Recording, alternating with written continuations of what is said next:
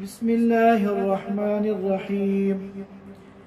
الحمد لله نحمده ونستعينه ونستغفره ونؤمن به ونتوكل عليه ونعوذ بالله من شرور أنفسنا ومن سيئات أعمالنا.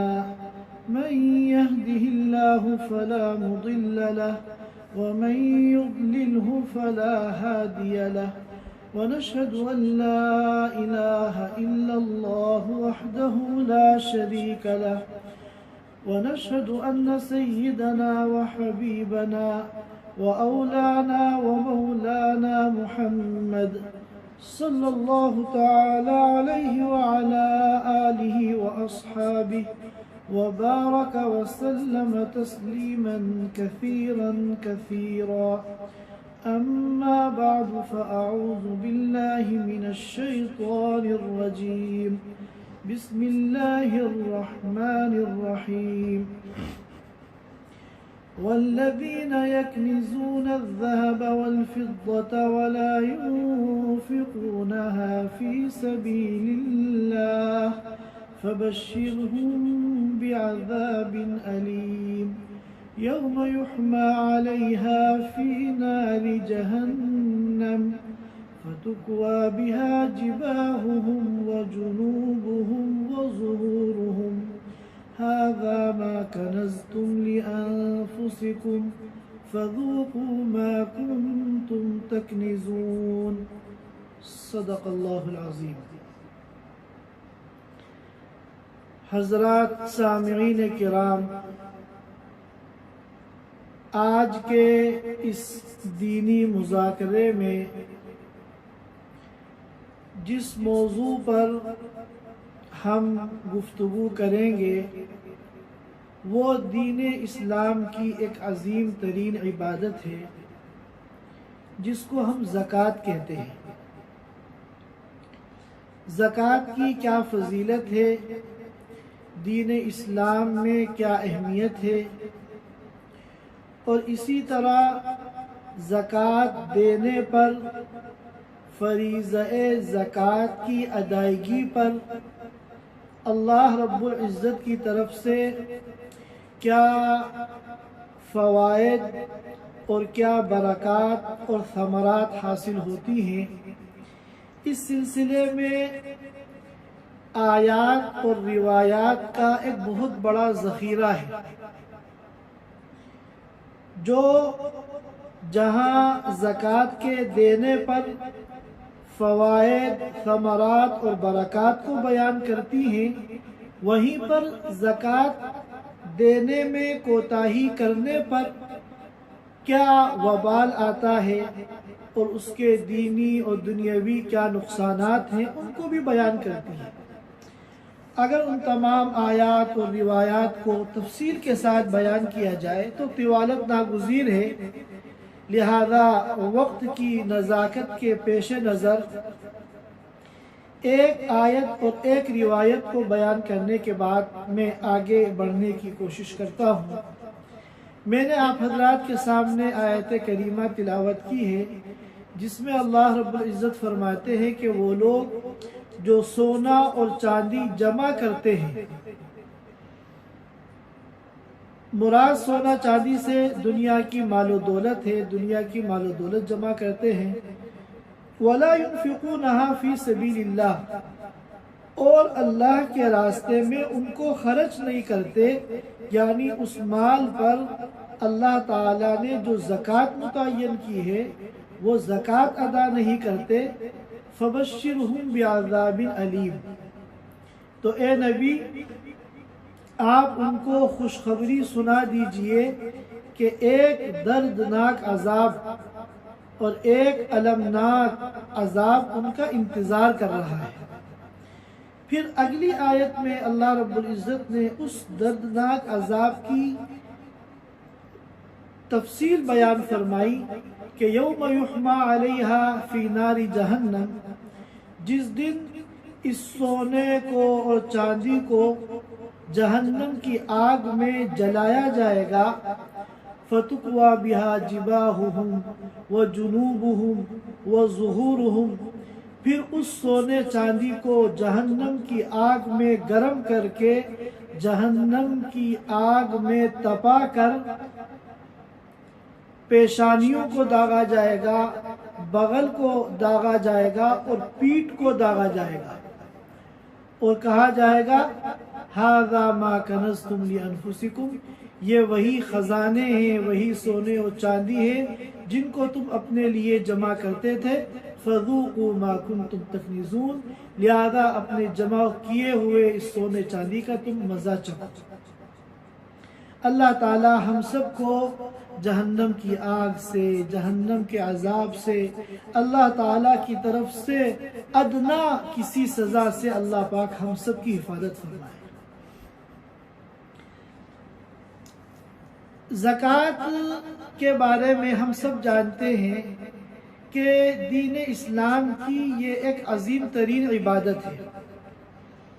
روایت میں آتا ہے، بخاری شریف کی حدیث ہے، کہ فرشتے دعا کرتے ہیں زکوٰۃ دینے والے کے حق میں، اللہم اعطی منفقا خلفا، اے اللہ جو منفق ہیں، اپنے مالوں میں سے زکوٰۃ ادا کرنے والے ہیں، ان کو مزید مال و دولت عطا فرما، وَأَعْطِ مُمْسِكًا تَلَفًا، اور اے اللہ جو اپنے مالوں میں سے زکوٰۃ کو روکنے والے ہیں، تباہی اور بربادی ان کا مقدر بنا دے۔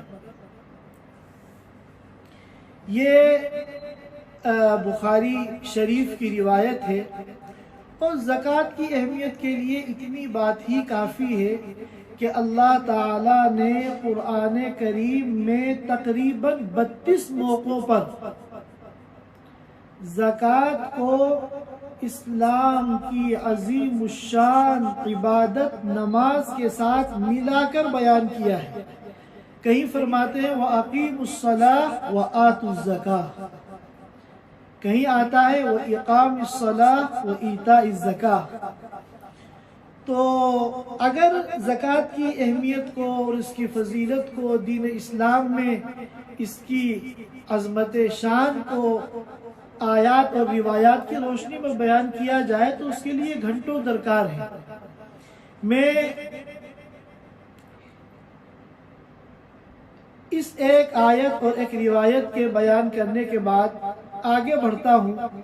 ہم یہ دیکھتے ہیں کہ اتنی عظیم الشان عبادت ہونے کے باوجود مسلمانوں کے اندر زکوٰۃ کے تئیں بڑی کوتاہی پائی جاتی ہے۔ بہت سے تو مسلمان مطلق زکوٰۃ ہی ادا نہیں کرتے، اللہ نے ان کو سب کچھ دے رکھا ہے، اس کے باوجود وہ یہ نہیں سوچتے کہ آیا ہمارے اوپر بھی زکوٰۃ فرض ہے یا نہیں، اور اگر فرض ہے تو کتنی زکوٰۃ ہمیں سالانہ ادا کرنی ہے۔ بہت سے جو ادا کرتے ہیں وہ صحیح طریقے سے ادا نہیں کرتے، زکوٰۃ کی ادائیگی میں کوتاہی کرتے ہیں، اور بہت سے مسلمان بھائی ایسے ہیں جو زکوٰۃ دیتے ہیں اور صحیح طریقے سے زکوٰۃ دینا بھی چاہتے ہیں،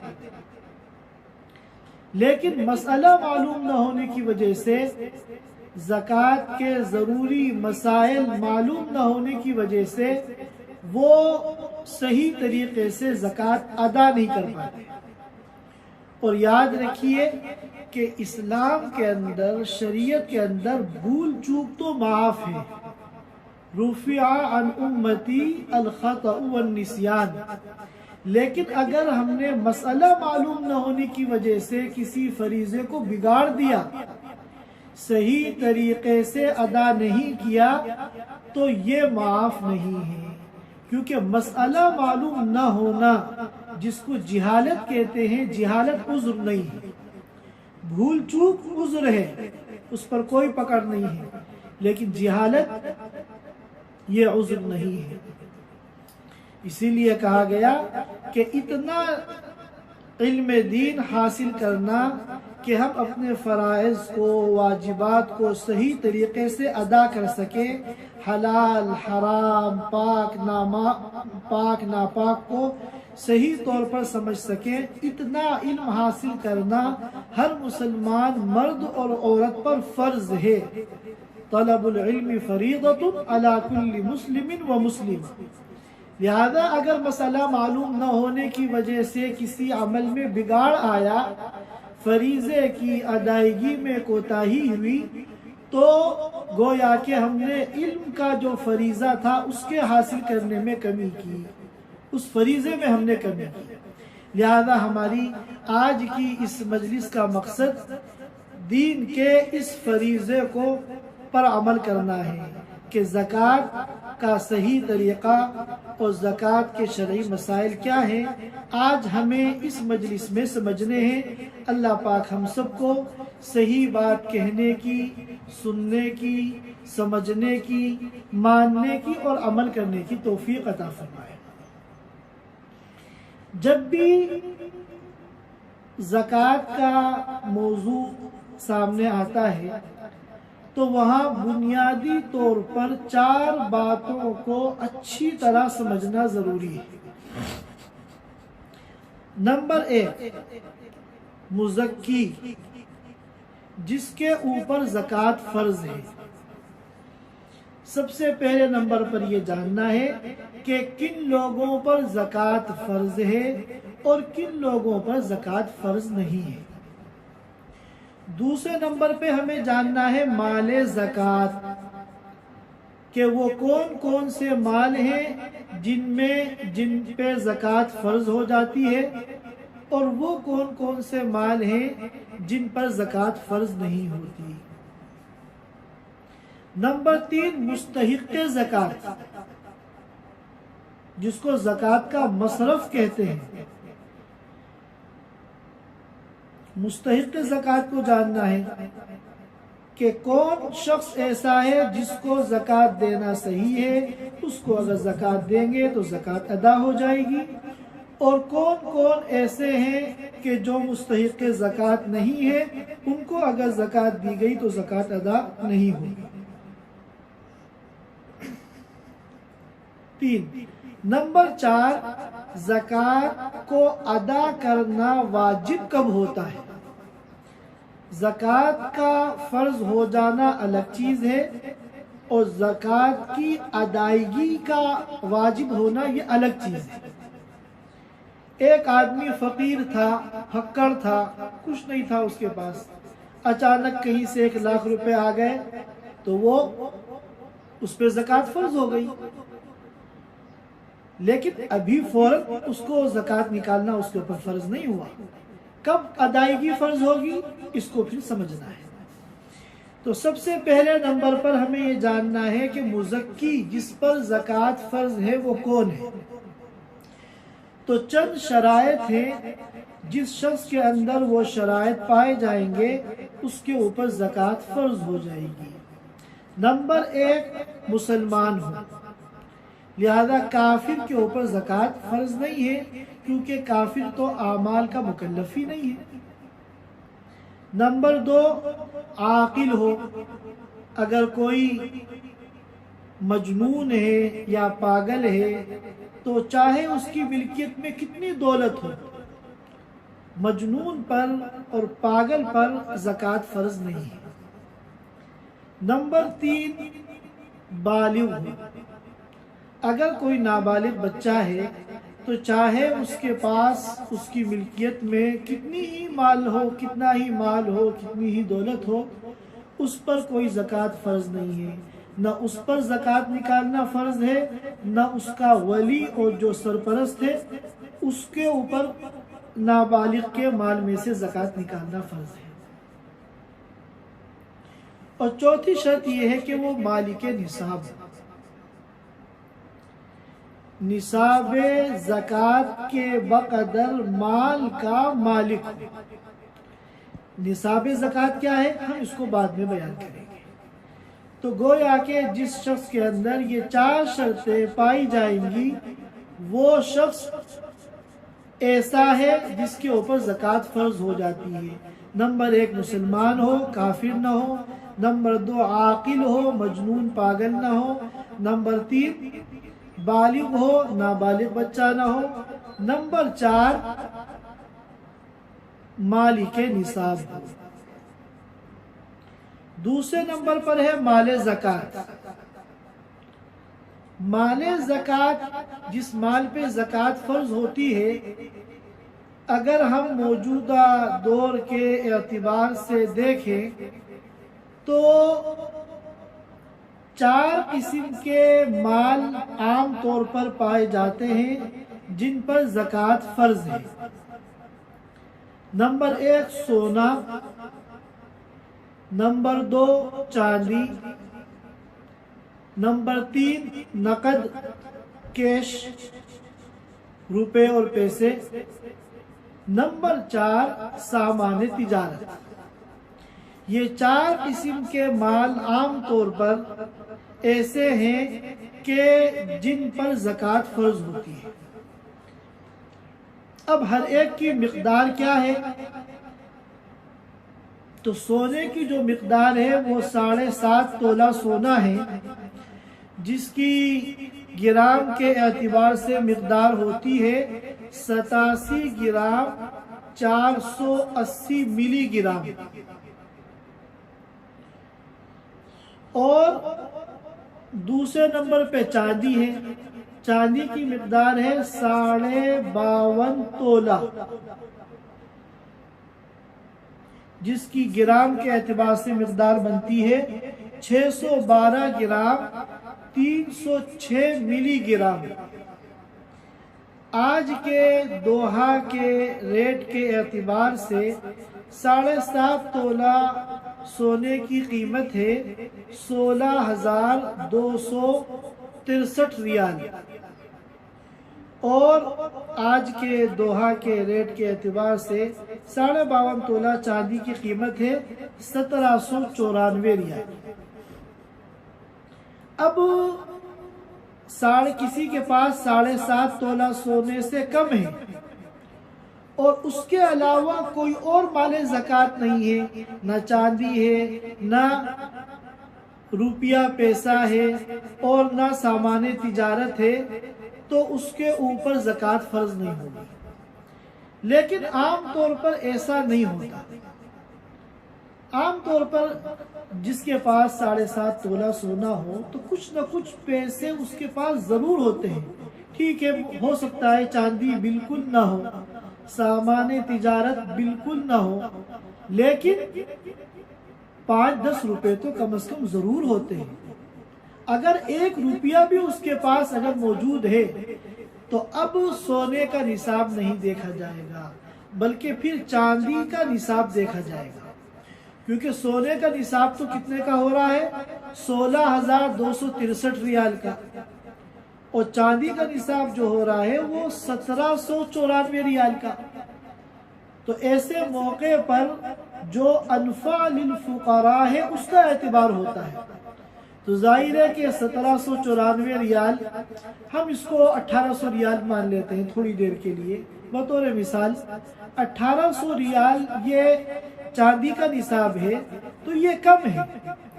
और 16,263 रियाल बहुत ज्यादा है। तो कम कीमत पर अगर हम ज़कात को वाजिब करार देंगे तो फ़कीरों का इसमें ज्यादा फायदा है। दौरे नबवी के अंदर 7.5 तोला सोना और 52.5 तोला चांदी दोनों की कीमत बराबर सराबर थी, इसलिए ये दोनों निसाब एक लेवल के थे। दोनों की कीमत में कोई बहुत खास फर्क नहीं था। लेकिन 1400 साल गुजरने के बाद आज जब हम मार्केट रेट दोनों का देखते हैं तो जमीन आसमान का फर्क है।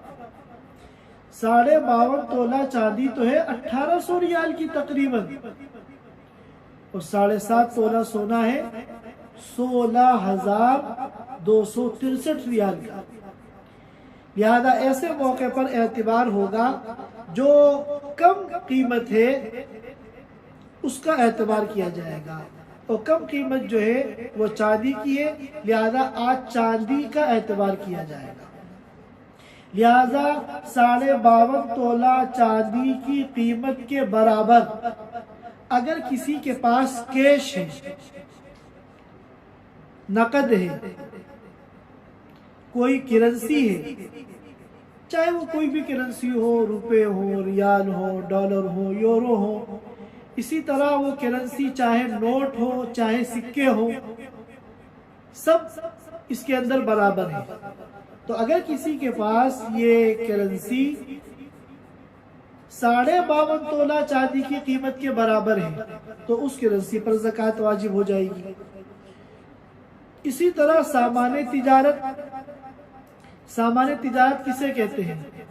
ہر وہ چیز جو بیچنے کی نیت سے ہم نے خریدی ہے، ہر وہ چیز جس کو ہم نے بیچنے کی نیت سے، فروخت کرنے کی نیت سے، پروفٹ حاصل کرنے کی نیت سے ہم نے حاصل کیا ہے، وہ سامان تجارت ہے۔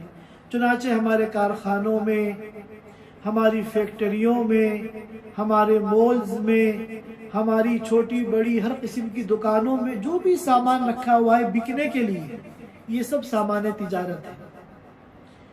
اور اسی طرح ہم نے ایک گاڑی خریدی ہے، آج کل بہت سے لوگ اس طرح کا کاروبار کرتے ہیں، بڑے پیمانے پر چھوٹے پیمانے پر۔ ایک گاڑی کسی نے خرید لی مثلا کہ 10,000 ریال کی مل رہی تھی، خرید لی کہ جب 12-13,000 ریال میں اسے بیچ دوں گا، تو بیچنے کی نیت سے ایک گاڑی خریدی تو یہ بھی سامان تجارت ہے۔ ہم نے کوئی پلاٹ خریدا ہے، کوئی فلیٹ خریدا ہے، کوئی زمین خریدی ہے اور بیچنے کی نیت سے خریدی ہے کہ مجھے اس زمین کی، اس فلیٹ کی، اس پراپرٹی کی خود استعمال کرنے کے لیے کوئی ضرورت نہیں ہے، میں اس نیت سے خرید رہا ہوں کہ آگے چل کے میں اس کو منافع کے ساتھ بیچوں گا، لہذا یہ سب سامان تجارت ہے، ان سب پہ زکوٰۃ واجب ہے۔ ہمارے بعض ساتھی ملک جاتے ہیں تو یہاں سے قیمتی موبائل لے جاتے ہیں اس نیت سے کہ میں وہاں جا کر 15-20 ہزار روپے کے فائدے سے اس کو بیچوں گا، تو یہ بھی سامان تجارت ہے۔ تو ہر وہ چیز جو بیچنے کی نیت سے خریدی جائے، چاہے وہ خریدنے والا کوئی آفیشیل تاجر ہو یا کوئی بھی ہو، وہ چیز جو ہے سامان تجارت ہے۔ سامان تجارت میں بھی یہ دیکھا جائے گا کہ 52.5 تولہ چاندی کی قیمت کے برابر اگر وہ سامان ہے تو اس پر زکوٰۃ واجب ہے، اور اگر اس سے کم ہے تو زکوٰۃ واجب نہیں ہے۔ اسی طرح کسی کے پاس تھوڑا سا سونا ہے، تھوڑی سی چاندی ہے اور تھوڑا سا اماؤنٹ ہے اور تھوڑا سا سامان تجارت ہے، لیکن ہے سب تھوڑے تھوڑے سے، لیکن جب سب کی قیمت کا ہم نے ٹوٹل کیا تو 52.5 تولہ چاندی کی قیمت کے برابر ہو گیا۔ مطلب مثلا آج کے ریٹ کے حساب سے 1794 ریال کے برابر یا اس سے زیادہ اس کی قیمت بن گئی تو اس پر زکوٰۃ واجب ہو جائے گی۔ زکوٰۃ کے واجب ہونے کے لیے سب کو جمع کر کے ٹوٹل دیکھا جائے گا، اور سونے کو بھی اسی طرح دیکھا جائے گا۔ اب کسی کے پاس 7.5 تولہ سونا تو نہیں ہے، لیکن سونا ہے 3 تولہ، لیکن اس کے پاس کچھ پیسے بھی ہیں، کم از کم 5-10 روپے تو ہے ہی، تو اب یہ 5-10 روپے ملائیں گے سونے کی قیمت کے ساتھ۔ اب ظاہر ہے کہ یہ 52.5 تولہ چاندی کی جو قیمت ہے 1794 ریال مثال کے طور پر، یہ قیمت اس سے زیادہ ہو جائے گی، لہذا اس سونے پر بھی زکوٰۃ واجب ہو گئی۔ ہاں اگر دنیا میں کوئی ایسا شخص ہے کہ جس کے پاس واقعتاً سونے کے علاوہ دوسرا کوئی بھی مال زکوٰۃ مطلقاً نہیں ہے، نہ اس کے پاس رتی برابر چاندی ہے، نہ کوئی اس کے پاس سامان تجارت ہے، اور نہ کوئی اس کے پاس کرنسی ہے، تاکہ چونی بھی نہیں ہے اس کے پاس، اگر دنیا میں کوئی ایسا شخص ہے تو پھر یہی کہا جائے گا کہ سونا یہ جب تک 7.5 تولہ یا اس سے زیادہ نہ ہو اس پر زکوٰۃ واجب نہیں ہوگی۔ اگر 7.25 تولہ سونا بھی ہے تو زکوٰۃ واجب نہیں ہے۔ ہاں اگر سونا 3 تولہ 4 تولہ ہے مگر کچھ پیسے بھی ہیں، چاہے 1 روپیہ ہو، تو پھر 52.5 تولہ چاندی کی قیمت کے برابر اگر مجموعی قیمت پہنچ جائے گی زکوٰۃ واجب ہو جائے گی۔ امید ہے کہ یہ مسئلہ آپ سمجھ گئے ہوں گے، اور مسئلے چونکہ بہت نازک ہیں، بہت باریک ہیں اور ان کے سمجھنے میں دقت پیش آ سکتی ہے، تو ہمارے کوئی ساتھی پریشان نہ ہو، انشاءاللہ ہمارا جو یہ آج کا زوم پر آن لائن بیان ہے، ہم اس کی ریکارڈنگ بھی سب کو بعد میں بھیج دیں گے۔ تو کوئی چیز اگر مس ہو گئی، سننے سے رہ گئی یا سمجھ میں نہیں آئی، تو ریکارڈنگ دوبارہ سننے کے بعد وہ انشاءاللہ سمجھ میں آ جائے گی۔ اور اگر اس کے علاوہ بھی بات سمجھ میں نہ آئے یا کوئی ایسا مسئلہ آپ کو درپیش ہے جو اس پورے بیان میں جس کو نہیں بیان کیا گیا، تو انشاءاللہ بھائی اقبال ہمارے واٹس ایپ نمبر آپ کو دے دیں گے، تو پرسنل پر آپ اپنی زکوٰۃ کے متعلق اس نمبر پہ معلومات کر سکتے ہیں۔ اچھا، پھر میں اپنے موضوع پر آتا ہوں کہ سونے اور چاندی کے اندر بھی یہ ضروری نہیں ہے کہ وہ زیور ہو۔ سونا چاندی جس شکل میں بھی ہو، چاہے سونا اور چاندی زیورات کی شکل میں ہو، یا سونے چاندی کے برتن وغیرہ ہوں، یا سونا چاندی ہو اس کا کچھ بنا ہوا نہ ہو، جیسے سونے کے بسکٹ وغیرہ آتے ہیں، جس شکل میں بھی ہو سونا چاندی، اس پر زکوٰۃ جو ہے فرض ہوتی ہے۔ البتہ جو زیورات ایسے ہیں سونے چاندی کے نہیں ہیں، مثلا ڈائمنڈ وغیرہ کے ہیں، تو ان پہ زکوٰۃ نہیں ہے۔ اسی طرح زیورات ایسے ہیں کہ جس میں جو ہے تو سونے کا یا چاندی کا، مگر اس میں دوسری دھات بھی اس کے اندر شامل ہیں، نگ وغیرہ دوسری دھات کے لگے ہوئے ہیں، تو جب زکوٰۃ دی جائے گی تو جو دوسری دھات اس میں لگی ہوئی ہے اس کو نکال کے سونے کا اندازہ لگا کے صرف سونے کی زکوٰۃ دی جائے گی۔ دوسری اگر کوئی چیز سونے چاندی کے علاوہ اس میں شامل ہے تو اس پر زکوٰۃ نہیں ہے، اس کو جو ہے مائنس کیا جائے گا۔ اسی طرح جب ہم قیمت کا اندازہ لگائیں گے، سونا ہے اس کی قیمت کا اندازہ لگانا ہے کہ اس کی کتنی قیمت بن رہی ہے، یا چاندی ہے، یا کیش کو ہمیں جاننا ہے، یا اسی طرح سامان تجارت کو ہمیں سمجھنا ہے کہ کتنی مالیت کا ہوگا تو زکوٰۃ فرض ہوگی۔ تو چاندی کی جو قیمت ہم دیکھیں گے یا سونے کی اگر ضرورت پیش آئے قیمت ہم دیکھیں گے، تو جس شہر میں وہ مال ہے اس شہر میں سونے چاندی کا جو اس دن کا ریٹ ہے اس کا اعتبار ہوگا۔ اب آپ رہنے والے مثلا انڈیا کے ہیں، پاکستان کے ہیں، لیکن آپ دوحہ قطر میں رہتے ہیں، آپ کی فیملی یہاں رہتی ہے، تو ان کا جو بھی زیور ہے وہ یہاں پر ہے، تو ہم دوحہ کا جو ریٹ ہے ہم اس کا اعتبار کریں گے، اور ریٹ ہر دن بدلتا رہتا ہے۔ جس دن ہمیں زکوٰۃ کا حساب لگانا ہے، جس دن ہمارا سال پورا ہوگا، جس کی تفصیل آگے آئے گی، ہمیں اس دن کے ریٹ کے حساب سے اس کی قیمت متعین کرنی ہوگی۔ دو مسئلے ہو گئے۔ تیسرا مسئلہ ہے مستحق زکوٰۃ۔ زکوٰۃ کا مستحق کون ہے؟ تو اس کے اندر بنیادی بات یہ ہے کہ جو صاحب نصاب نہ ہو۔ لیکن دیکھیے دو صاحب نصاب ہوتے ہیں، ایک تو وہ صاحب نصاب جس کے اوپر زکوٰۃ فرض ہوتی ہے، وہ تو ہوتا ہے چار مال کے اعتبار سے، سونا، چاندی، نقدی اور سامان تجارت، کہ ان چاروں کی قیمت 52.5 تولہ چاندی کی قیمت کے برابر ہو جائے گی تو وہ تو اس کے اوپر زکوٰۃ فرض ہو جائے گی۔ اور ایک صاحب نصاب ہوتا ہے مستحق زکوٰۃ کے مسئلے میں، اس میں دونوں میں فرق ہے۔ وہاں تو صرف چار چیزیں دیکھی جاتی ہیں، لیکن جب مستحق زکوٰۃ کے بارے میں یہ کہا جاتا ہے کہ زکوٰۃ کا مستحق وہ ہے جو صاحب نصاب نہ ہو، تو یہاں صاحب نصاب سے مراد وہ ہے جس کے پاس 5 چیزوں کے اعتبار سے نصاب نہ ہو۔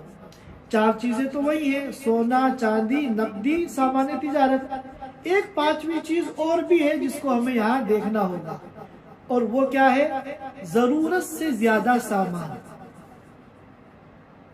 ضرورت سے زیادہ سامان۔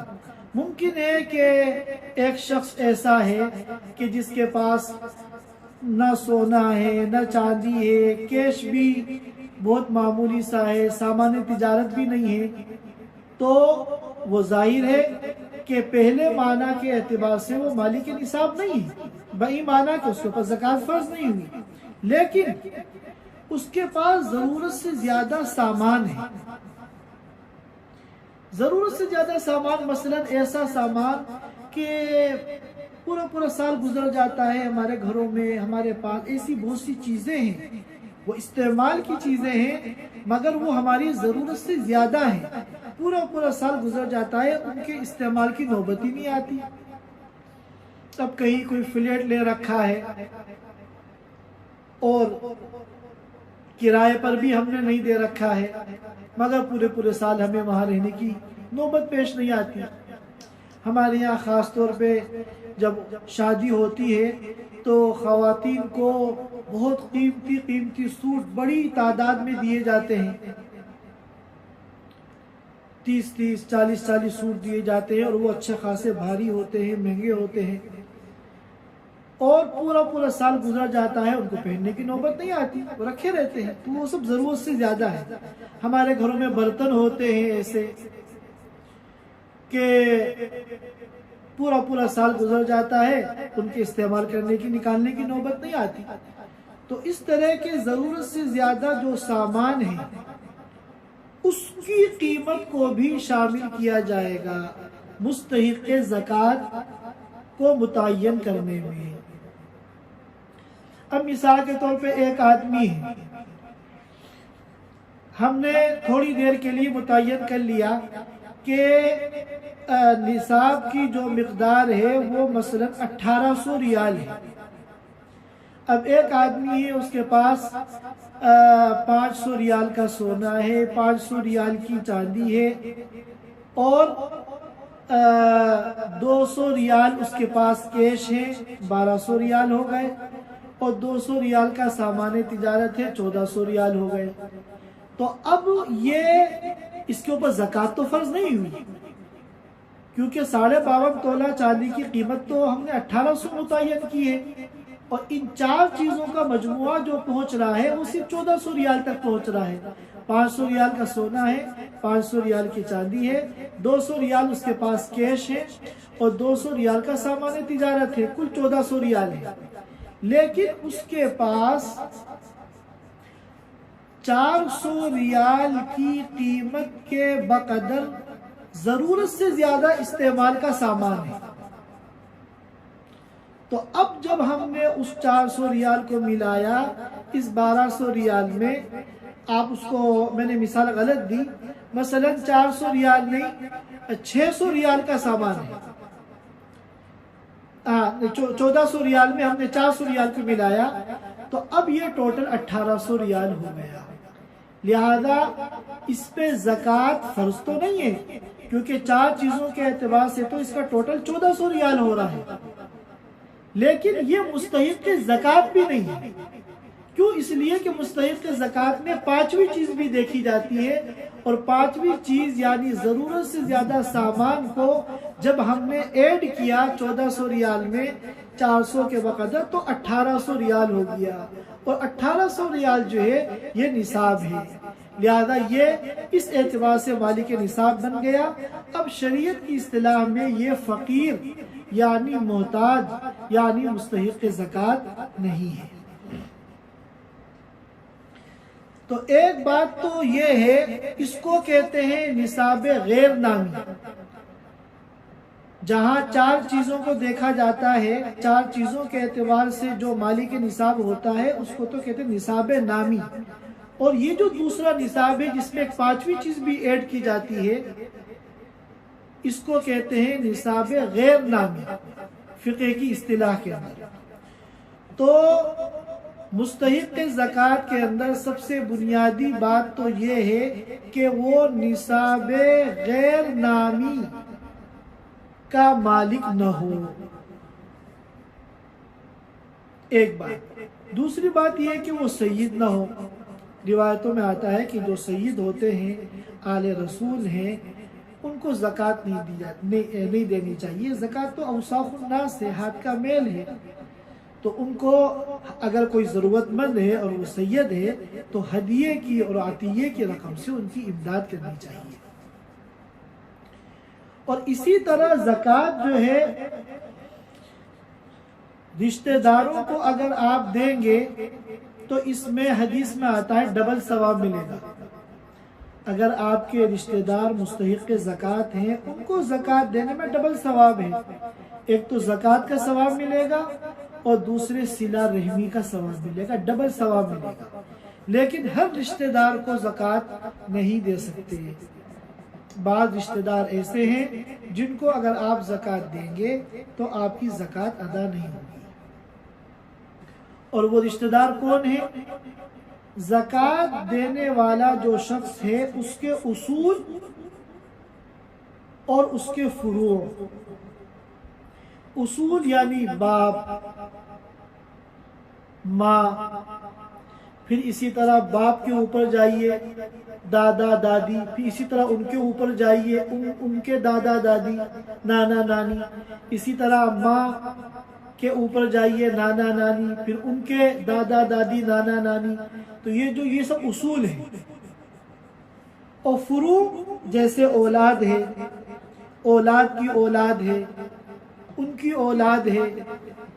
ज़्यादा से ज़्यादा आमतौर पर अगर ऊपर रिश्तेदार मौजूद होते हैं तो परदादा तक होते हैं, उससे ज़्यादा आमतौर पर नहीं होते।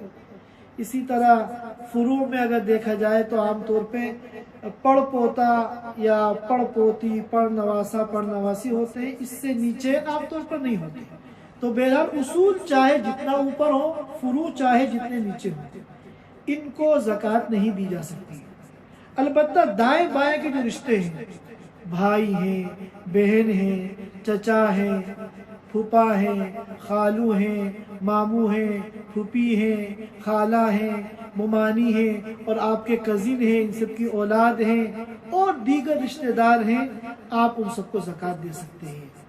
इसी तरह जिनको ज़कात नहीं दी जा सकती, शोहर बीवी को ज़कात नहीं दे सकता, बीवी अपने शोहर को ज़कात नहीं दे सकती। तो तमाम रिश्तेदारों में माँ बाप और उनके माँ बाप जितना ऊपर तक आप चले जाएं उनको ज़कात नहीं दे सकते। इसी तरह फुरू में औलाद, उनकी औलाद, उन औलाद की औलाद जितने नीचे चले जाएं उनको ज़कात नहीं दे सकते। इसी तरह मियाँ बीवी को और बीवी अपने शोहर को ज़कात नहीं दे सकती। इनके अलावा जो रिश्तेदार हैं उन सबको ज़कात दे सकते हैं। आम तौर पर हमारे मुसलमान भाइयों में एक गलत फहमी है कि अगर कोई बेवा औरत है तो वो ये समझते हैं कि ये मुस्तहिक़ ज़कात है। कोई यतीम बच्चा है, समझते हैं मुस्तहिक़ ज़कात है। हमारे यहाँ कतर के अंदर आम तौर पे जो मस्जिद के फर्राश होते हैं और शरीका के अंदर वो मुलाजिम होते हैं, उनकी बहुत मामूली सी तनख्वाह होती है, तो फर्राश को समझते हैं कि मुस्तहिक़ ज़कात है।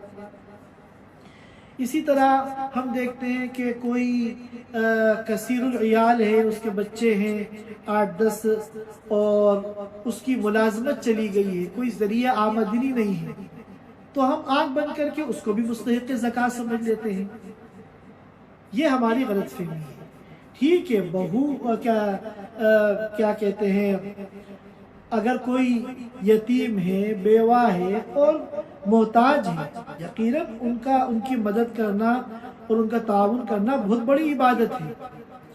लेकिन बुनियादी चीज़ ये है, चाहे वो बेवा हो, चाहे कोई यतीम हो, चाहे कोई बेरोज़गार हो, चाहे हमारे मस्जिद का फर्राश देखने में कोई कितना भी गरीब हो, बुनियादी चीज़ मुस्तहिक़ ज़कात में ये देखनी है कि वो 52.5 तोला चांदी की कीमत के बराबर उन 5 चीज़ों में से किसी एक का या 5 के मजमुए का मालिक न हो। अब कोई बेवा औरत है मगर उसके पास जेवर है, تو ظاہر مستحق زکوٰۃ نہیں ہے۔ 1800 ریال کی قیمت کے بقدر اگر زیور ہے اس کے پاس تو وہ مستحق زکوٰۃ نہیں ہے۔ اسی طرح یتیم ہے، اس کی ملکیت کے اس کے پاس جو ہے 1800 ریال یا اس سے زیادہ قیمت کی مالیت کا مال زکوٰۃ موجود ہے یا ضرورت سے زیادہ استعمال کی چیزیں موجود ہے، وہ مستحق زکوٰۃ نہیں ہے۔ اب فراش ہے، کتنا بھی غریب ہو، دیکھنے میں معمولی تنخواہ ہو، لیکن یہاں کچھ سالوں کے رہنے کے بعد ہر ایک اکثر اپنے ملکوں میں کوئی نہ کوئی پلاٹ خرید لیتا ہے جو ضرورت سے زیادہ ہے۔ اب ظاہر پلاٹ کتنا بھی سستا ہو، کتنا بھی مختصر ہو، 1800 ریال کا تو ہوتا ہی ہے، لہذا بظاہر دیکھنے میں وہ کتنا بھی مسکین نظر آئے، حقیقت میں اور شریعت کی نگاہ میں وہ غنی ہے، وہ مالدار ہے۔ بہت سے لوگ ایسے ہوتے ہیں کہ جو زیور موجود ہے یا کوئی اماؤنٹ ان کے پاس موجود ہے اور ظاہری حالات ان کے بہت خراب ہیں، تو وہ زکوٰۃ کا مطالبہ کرتے ہیں اور لوگ بغیر تحقیق کے دے بھی دیتے ہیں، حالانکہ اس طرح زکوٰۃ ادا نہیں ہوگی۔ اب ان سے پوچھو کہ بھائی تم جو اپنی ضرورتوں کے لیے زکوٰۃ کے پیسے مانگ رہی ہو، تمہارے پاس تو زیور موجود ہے، تو وہ یہ کہتی ہے زیور تو میں نے آڑے وقت کے لیے رکھا ہوا ہے۔ ارے بھائی اس سے بڑا آڑا وقت کیا آئے گا کہ تم دوسروں کے سامنے ہاتھ پھیلا رہی ہو؟ یہی تو آڑا وقت ہے، اس کو بیچو، ضرورت پوری کرو اپنی۔ تو یہ جو اس سلسلے میں احتیاط کی ضرورت ہے، گرچہ شریعت نے ہمیں اس کا مکلف نہیں بنایا کہ ہم ہر ایک کے معاملے میں تجسس کریں، اس کے گھر کی چیکنگ کریں کہ اس کے پاس کتنے پیسے ہیں، کتنا زیور ہے، ہم اس کے مکلف نہیں ہیں۔ البتہ موٹی موٹی معلومات کر کے ایک اندازہ اور ظن غالب قائم کر لینا چاہیے، اور اس کی بنیاد پر جب اطمینان ہو جائے تب زکوٰۃ دینی چاہیے۔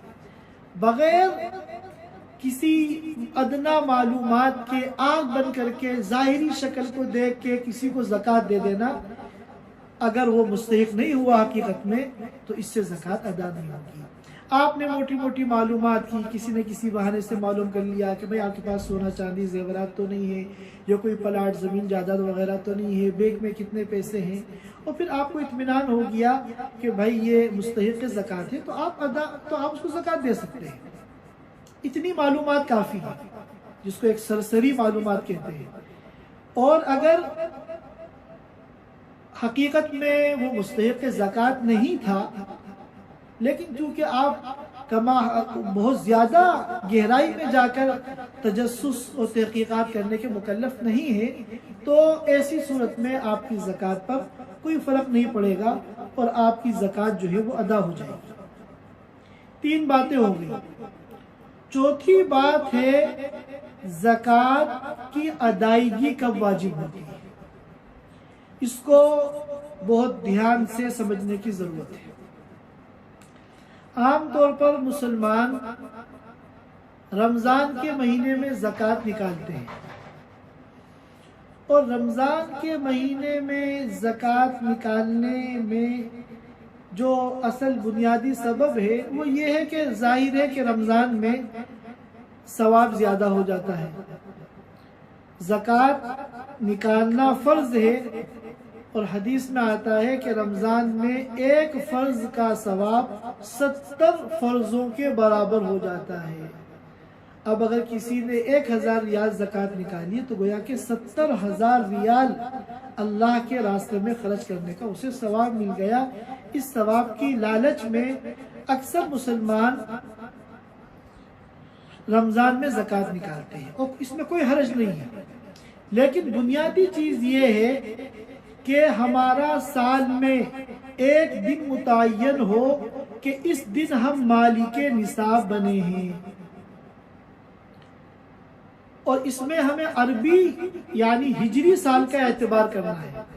زکوٰۃ مالک نصاب بننے کے 1 سال کے بعد، جب اس مال پر پورا 1 سال گزر جاتا ہے، اگلے سال وہی تاریخ آتی ہے، تب اس مال میں سے زکوٰۃ کی ادائیگی واجب ہوتی ہے، اس سے پہلے واجب نہیں ہوتی۔ تو ظاہر ہے کہ اس کے لیے ضروری ہے کہ سب سے پہلے ہم یہ متعین کریں کہ ہم کس دن مالک نصاب بنے ہیں، ہم کس دن مالک نصاب بنے ہیں، یہ سب سے پہلے ہمیں متعین کرنا چاہیے۔ اب عام طور پہ یہ ہوتا ہے کہ کسی کو یاد نہیں ہوتا کہ ہم مالک نصاب کب بنے۔ ہوتا یہ ہے بہت سی مرتبہ کہ ایک آدمی مالک نصاب نہیں تھا، اس پہ زکوٰۃ فرض نہیں تھی، جب اس کی پہلی مرتبہ جاب لگی اور 40-50 ہزار روپے اس کی پہلی تنخواہ آئی، تو اب پہلی تنخواہ جب اکاؤنٹ میں آئی تو اس دن وہ مالک نصاب بن گیا۔ یا مثلا مالک نصاب نہیں تھا، کسی باپ کا مثلا انتقال ہوا، ترکہ تقسیم ہوا، تو ترکے کی جو رقم آئی کئی لاکھ روپے، تو اس دن وہ مالک نصاب بن گیا۔ یا ایک عورت ہے، شادی سے پہلے اس کے پاس کوئی خاص مال و دولت نہیں ہوتی، لیکن شادی کے موقع پہ جب اس کو ماں باپ کی طرف سے، شوہر کی طرف سے، سسرال سے زیور ملتے ہیں، تو جس دن اس کی ملکیت میں آتے ہیں اس دن وہ مالک نصاب بن جاتی ہے۔ تو اس طریقے سے آسان ہوتا ہے یہ جاننا کہ ہم نصاب کے مالک کس تاریخ میں بنے۔ تو اگر عربی تاریخ کے اعتبار سے کوئی دن متعین طور پر معلوم ہو جائے تو اب آپ اس کو اپنی ڈائری میں لکھ لیں کہ 1 ربیع الاول میں مثال کے طور پر یا 1 شعبان میں مالک نصاب بنا ہوں۔ اب جب اگلے سال یہ تاریخ آئے گی تو اب آپ کو حساب لگانا ہے کہ میرے ذمے کتنی زکوٰۃ فرض ہے۔ وہ کس طرح حساب لگانا ہے اور کس طرح ادا کرنا ہے، اس کو ہم بعد میں بیان کریں گے۔ اور اگر کسی کو بالکل یاد نہیں آ رہا ہے تو تاریخ تو ایک نہ ایک متعین کرنی ہے۔ اب اس کے لیے ہر مہینے برابر ہے، ہر تاریخ برابر ہے، اسے کچھ بھی یاد نہیں آ رہا تو اس سے کہتے ہیں ٹھیک ہے تم رمضان کی کوئی تاریخ متعین کر لو، تاکہ ہر سال رمضان میں زکوٰۃ نکالنے کی جو فضیلت ہے وہ فضیلت بھی تمہیں حاصل ہو جائے۔ تو مثال کے طور پہ 1 رمضان جو ہے اب متعین کر لی گئی کہ میں نے مان لیا کہ میں 1 رمضان میں مالک نصاب بنا ہوں۔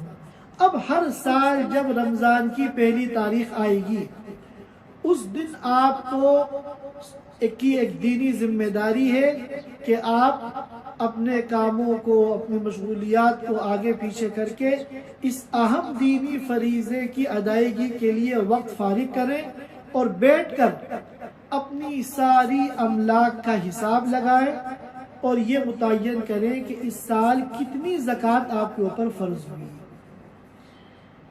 اور جتنی زکوٰۃ فرض ہو آپ اس کو نوٹ کر لیں۔ پھر آپ جو جی چاہے رمضان میں ادا کریں، جو جی چاہے بعد میں ادا کریں، جیسا آپ کو مستحق ملتے رہیں زکوٰۃ کے، آپ ان کو زکوٰۃ جو ہے دیتے رہیں۔ ان 4 باتوں کے بعد کے جاننے کے بعد اب ہمیں زکوٰۃ کو نکالنے کا طریقہ جاننا ہے کہ زکوٰۃ کیسے نکالنی ہے۔ تو یہ بات تو ہم جان چکے ہیں کہ سب سے پہلے تو ہمیں قمری اور ہجری سال کے اعتبار سے ایک تاریخ اور ایک دن متعین کرنا ہے، چاہے حقیقت میں بھی اسی دن آپ مالک نصاب بنے ہوں، یہ تو بہت اچھی بات ہے اگر کسی کو یاد ہے، اور اگر نہیں یاد ہے تو وہ ایک تاریخ فرض کر لے۔ اس میں یہ مشورہ دیا جاتا ہے کہ رمضان کی فرض کرے گا تو اس کو رمضان میں زکوٰۃ ادا کرنے کی جو فضیلت ہے وہ بھی حاصل ہو جائے گی۔ اور اگر رمضان سے پہلے مثلا کوئی مالک نصاب بن رہا ہے شعبان کی مثلا 10 تاریخ میں، تو وہ 10 تاریخ میں اپنا حساب لگا کر متعین کر لے کہ اس سال مجھے اتنی زکوٰۃ نکالنی ہے۔ تو اب اس کے لیے یہ گنجائش ہے کہ وہ 15-20 دن گزرنے کے بعد جب رمضان آ جائے تو رمضان میں اس کی زکوٰۃ نکال دیں۔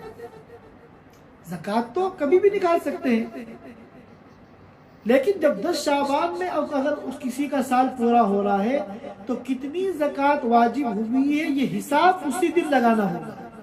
اس دن لگا کر اس کو ڈائری میں لکھ لیں گے کہ اس سال مجھے 1000 ریال کی زکوٰۃ نکالنی ہے، پھر چاہے آپ شعبان ہی میں نکالیں، چاہے رمضان میں نکالیں، چاہے رمضان کے بعد نکالیں، وہ پھر آپ کو اختیار ہے۔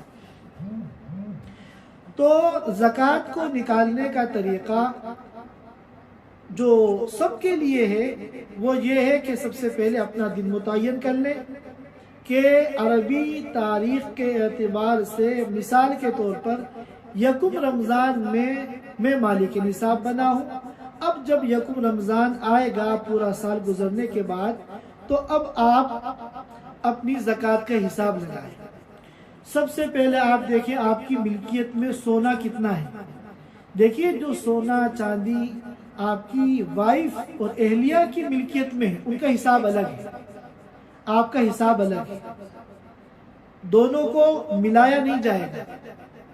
بیوی جو ہے اس کی ملکیت میں جو چیزیں ہیں اس کا حساب الگ لگے گا، اور اس کی زکوٰۃ الگ ادا کی جائے گی، اور شوہر کی ملکیت میں جو کچھ ہے اس کا حساب کتاب الگ ہوگا، اس کی زکوٰۃ الگ نکالی جائے گی۔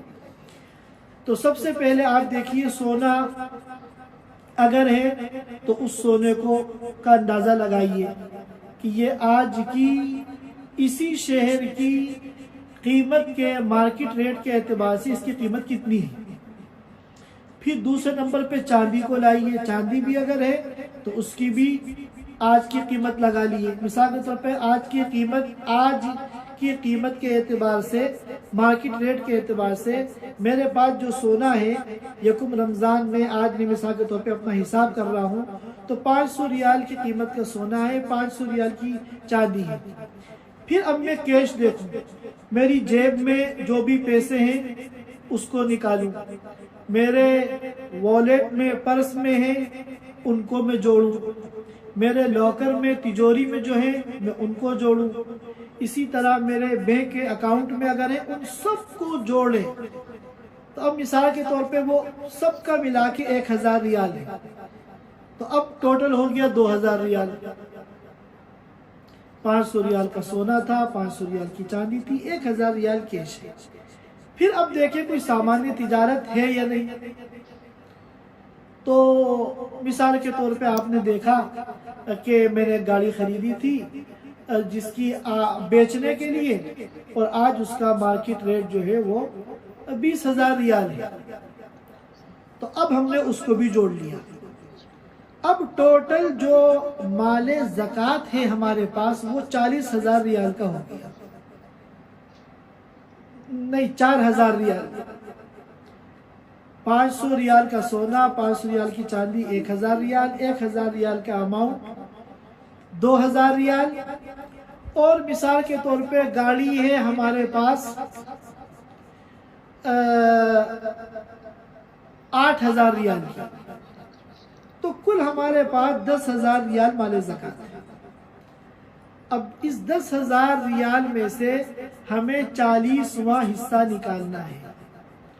10,000 ریال میں سے ہمیں 40واں حصہ جو بنے گا، یعنی 100 میں سے 2.5 روپیہ، وہ 40واں حصہ ہمیں زکوٰۃ نکالنی ہے۔ اب ہم نے سب کو نوٹ کر لیا اور ٹوٹل ہم نے لکھ دیا کہ میرا سال جو یکم رمضان میں پورا ہو رہا ہے، اس یکم رمضان میں میرے پاس جو مال زکوٰۃ ہے وہ 10,000 ریال کا ہے۔ تو اب 10,000 ریال میں جو زکوٰۃ واجب ہوگی ہم اس کو لکھ لیں، پھر اپنی ترتیب سے ہم جب چاہیں، جب ہمیں مستحق ملے، ہم اس کی زکوٰۃ جو ہے نکال دیں۔ یہاں چند باتیں اور ہیں جو ذہن میں رکھنی چاہیے۔ ایک بات تو یہ ہے کہ زکوٰۃ ہم میں کوئی بھی چیز نکال سکتے ہیں۔ ہم زکوٰۃ میں پیسے بھی دے سکتے ہیں، زکوٰۃ میں ہم کھانے پینے کی چیزیں بھی دے سکتے ہیں مستحقین کو، زکوٰۃ میں ہم پہننے اوڑھنے کی چیزیں بھی دے سکتے ہیں مستحقین کو۔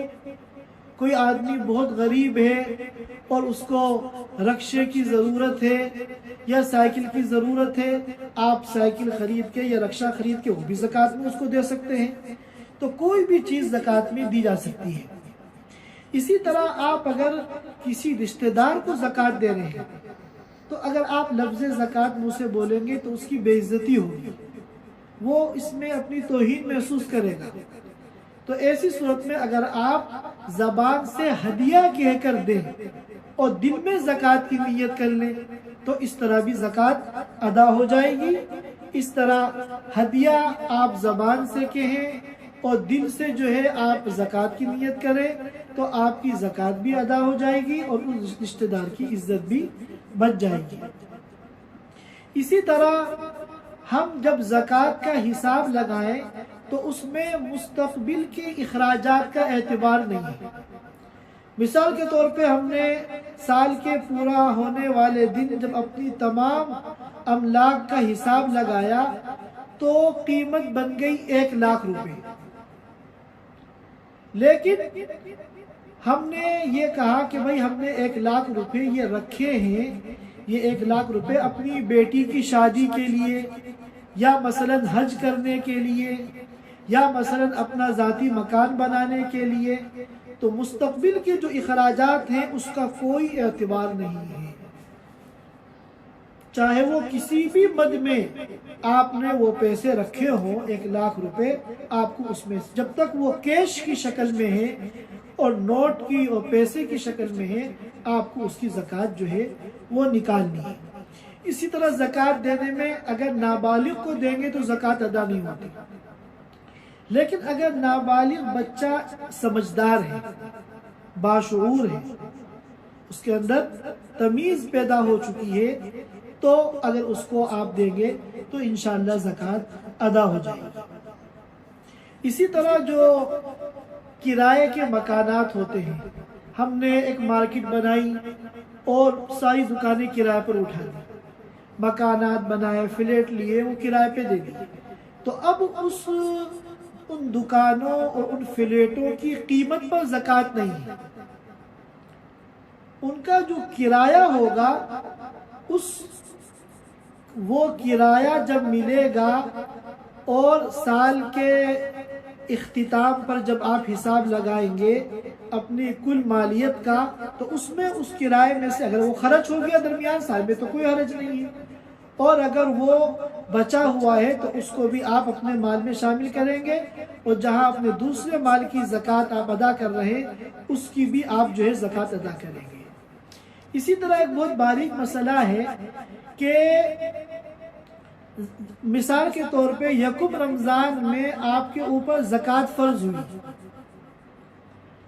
اور پھر درمیان سال میں آپ کا مال کم زیادہ ہوتا رہا، آپ پہلے مالک نصاب نہیں تھے، آپ پہ زکوٰۃ فرض نہیں تھی۔